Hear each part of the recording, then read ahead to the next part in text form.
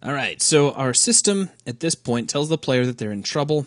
Now, three things need to happen. We need to switch on an alarm, we need to lock the door, and we need to start a 10-second countdown. Now, the alarm is very easy. Locking the door is maybe just a tiny little bit more difficult.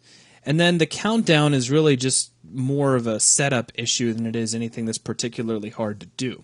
So we're just going to pick on playing back our sound, which is extremely easy, though it does require an asset that I created from one of the existing assets here inside of Unreal. So let me go ahead and switch to all assets, and what I want you to do is search for alarm.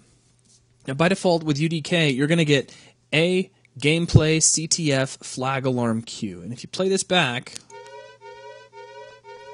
it's just a little 4-beep alarm to let you know that somebody has taken the enemy flag. Now all I did was I right-clicked on this and created a copy. And then we went into the package, I gave it a custom package name, and I called it just alarm cue. And then you can take the copy, right-click on it, and choose Edit using Sound Cue Editor. And it has this looping node. If you like, you can just take loop indefinitely and set this to on, and then, as the name suggests, the thing's just going to go on forever. So here we have the alarm cue, which is the same sound. It just never stops beeping. So that's all I've done here. So let's stop that. I'm just going to right-click and choose Stop Sound. Okay, so let's close out the content browser.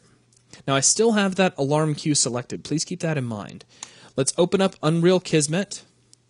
I'm going to right-click, go to New Action, choose Sound, and we'll choose Play Sound. All we're going to do is take the play announcement for our self-destruct sequence initiated, take the output, and plug that into play on our Play Sound.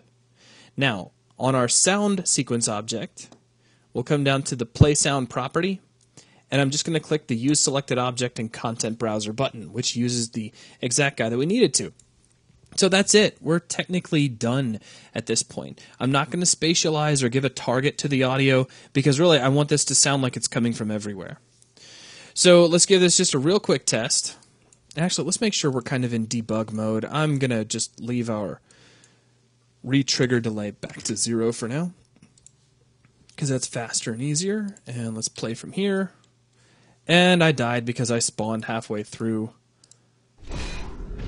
And, you know, I still didn't rebuild the lighting. Isn't that just terrible of me? It's too bad it doesn't matter for the Kismet demo. So let's fast forward to the end of our sequence. Okay, have it your way. And then we get Don't Say We Didn't Warn You. And now we have an alarm. And this alarm will never switch off.